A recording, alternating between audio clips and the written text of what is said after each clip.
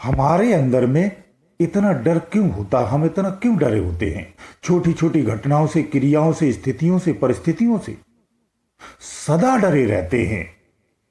ज्ञानी अज्ञानी, पढ़ा लिखा अनपढ़, मनुष्य, पशु, जीव, जंतु, सभी के अंदर में डर होता है, निश्चित रूप से होता है। कितना भी बहादुर क्यों ना हो, उसके अंदर एक डर अवश्य होता है। तो आखिर इस डर का कारण क्या है?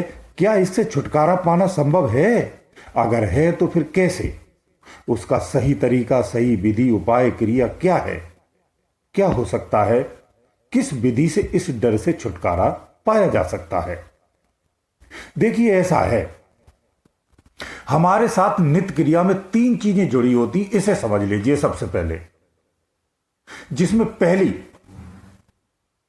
गुजरी हुई घटनाएं और उनको प्रभावित करने वाली उसकी यादें, यानी जो स्थिर रूप से हमारे जहन में घर कर गई हैं और निवास करती हैं, जो वर्तमान में चल रही क्रियाओं से जुड़ी होती हैं, जो तनिक की जरा सा भी भूलवश या भूतकाल में हुई घटना से अगर संबंध स्थापित कर देती है या समानता रख देती है, तो भविष्य में वही घटना दोहराने की कल्पना करने लगता है। हमारे अंदर में कल्पना जागृत हो जाती है, यही हमारे वर्तमान के साथ जुड़ी होती है और आदेश स्वर पूरी तरह साबित भी कर देती है। तभी हमें तरंग की भांति तेजी से अचानक से ऐसा लगता है ये फिर ना हो जाए, ये घटना पुनः फिर ना हो जाए, और तेजी से भय उत्पन्न, डर उत्पन्न हो जाता है। हम डर जाते हैं। इसीलिए यादों में कभी नहीं रहना चाहिए, कभी नहीं जीना चाहिए।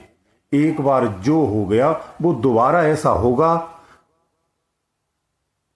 उसी कारण से होगा, ये कोई जरूरी नहीं है, ऐसा नहीं होता है। वास्तव में ऐसा नहीं है। इसका दूसरा मुख्य कारण क्या है? वर्तमान की अज्ञानता।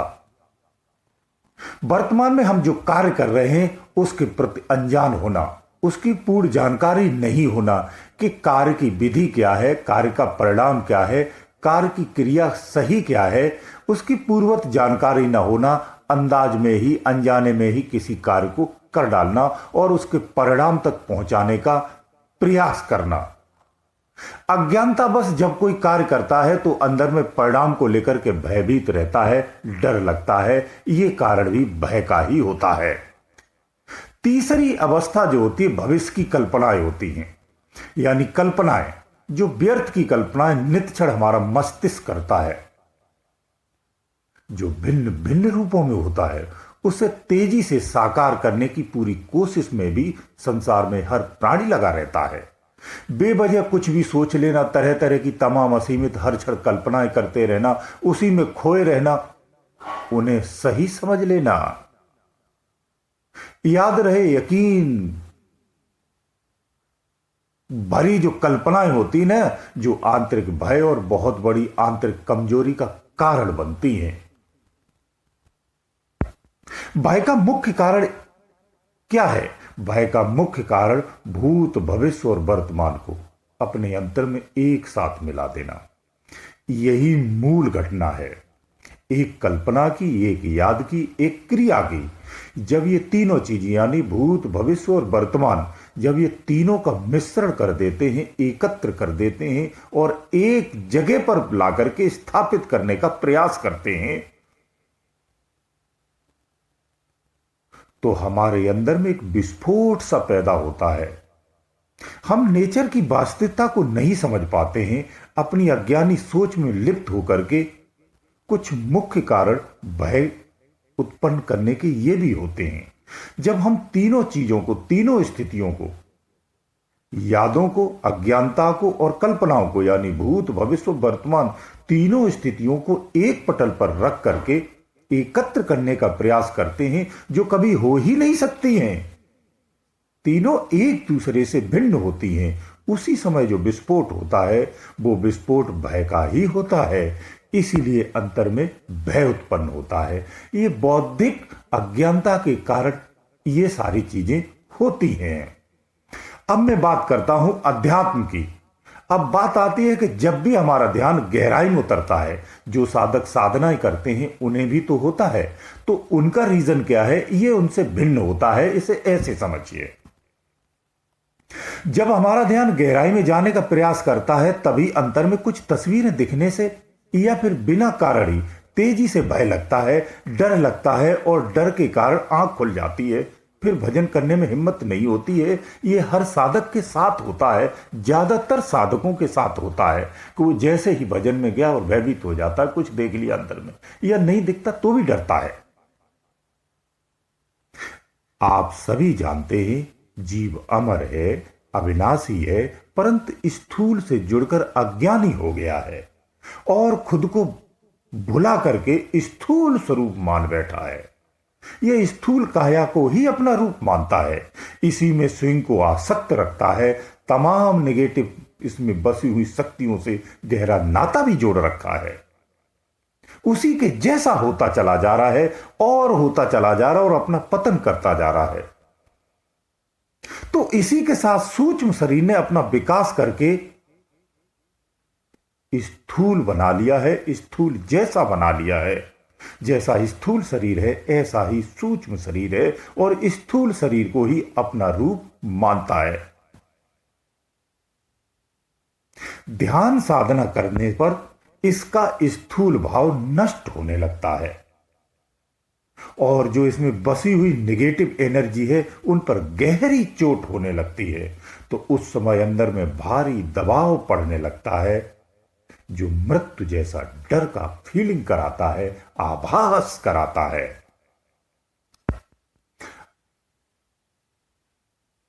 दूसरे रूपों में आप कहें तो आप देखते होंगे कि शरीर में खिंचाव क्यों होता है, कंपन क्यों होता है, व्याकुलता क्यों होती, कई ऐसे कारण होते हैं।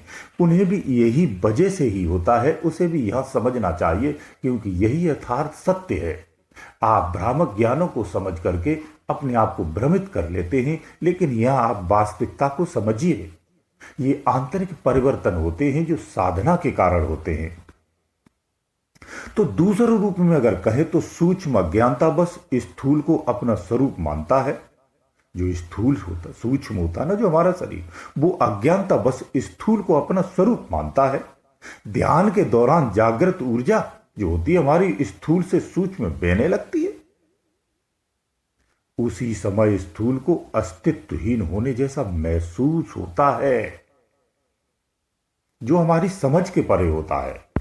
सूक्ष्म शरीर का खिंचाव स्थूल से अलग करने लगता है या होने लगता है, तभी अंदर में एक खिंचाव महसूस होता है। जो साधक कहते हैं ना हमारे अंदर में खिंचाव सा महसूस होता है, तनाव होता है, कंपन होता है, बेचैनी होती है, टूटन होती है, सुन्नाट जैसा होता है, ठंडा गर्म लगता है, त्वचा में परिवर्तन होता है, पाचन क्रिया प्रभावित होती है, शरीर के बल में प्रभाव पड़ जाता है, वैचारिक स्थिति प्रवृत्ति में परिवर्तन आ जाता है, मानसिक भूला लगता है यानी भूलने की बीमारी भी हो जाती है। शरीर में ऊर्जा भाव के कारण रेंगन महसूस होती है। यही कारण होता है। अपने भ्रम को, अपनी गलतफहमियों को यहां दूर कर लेना चाहिए। साधक इस अवस्था में पहुंच करके जो वास्तव में इसी अवस्था में पहुंच जाता है वो वास्तव में सही अवस्था को जान पाता है। अन्यथा वो इधर उधर की बातों को सुनकर के अपनी धारणाएं बना लेता है और उसी को स्वीकार कर लेता है। सरलतम कहा जाए तो जीव का जो स्थूल भ्रम है वो जब टूटने लगता है, मरने लगता है, नष्ट होने लगता है, लुप्त होने लगता है, तो उसे भय महसूस होता है, मरा हुआ महसूस होता है, मरने जैसा आभास होता है, अति भयभीत हो जाता है, व्याकुल और बेचैन हो जाता है, छटपटा जाता है, उथल पुथल हो जाती है, पूरे शरीर में पसीना ही पसीना हो जाता है। ऐसी व्याकुलता आती है जिस कारण से मृत्यु का भय या डर महसूस होता है। तो इसी कारण साधना की गहराई में जाने पर भय लगता है। इसे आपको समझना चाहिए। तो इस तरह से आपने समझा कि एक मानसिक जो भय होता है वो सर्वव्यापक सब में होता है, और वो क्या होता है, आध्यात्मिक भय क्या होता है, दोनों एक दूसरे से भिन्न होते हैं और दोनों की स्थितियां परिस्थितियां भी भिन्न होती हैं और उत्पन्न होने का कारण भी दोनों का भिन्न होता है। भय सभी में होता है, हर जीव में भय होता है। जीव का कंट्रोल भी भय के कारण ही है, ये प्रकृति प्रदत्त है। लेकिन मनुष्य विवेकी होता है, वो अपने विवेक के माध्यम से इस भय से निजात पा सकता है। इसकी सरल युक्तियां हैं। जिस भेद को आपने अभी अध्यात्म में जाना है, इसी भेद से ही इस भय का नाश होता है। जब साधक अपनी अंतिम गहराई में यानी नीचे की गहराई में चला जाता है, प्रारंभिक में ही भय का कारण होता है। जब बहुत गहराई में चला जाता है तो ये भय सदा सदा के लिए नष्ट हो जाता है। फिर साधना में भय नहीं लगता है, ये भी ध्यान रखना। जो प्रारंभिक साधनाएं कर रहे हैं साधक, उन्हें ध्यान से सुनना चाहिए। ये आरंभ में ही भय होता है, उसके बाद नहीं होता है। जब आप अंदर में चले जाते हो एक निश्चित समय के बाद भय बिल्कुल खत्म हो जाता है। आप इसी भय के साथ फिर आप खेलते हैं, ऐसी आपकी अवस्था आ जाती है। तो सारी साधना में प्रॉब्लम, जो परेशानियां होती हैं, वो प्रारंभ में अधिक होती हैं। आगे जैसे जैसे बढ़ते जाते हैं वैसे वैसे तमाम समस्याएं धीरे धीरे खत्म होती चली जाती हैं। आगे का मार्ग सुलभ होता चला जाता है। गुरुदेव दयालु।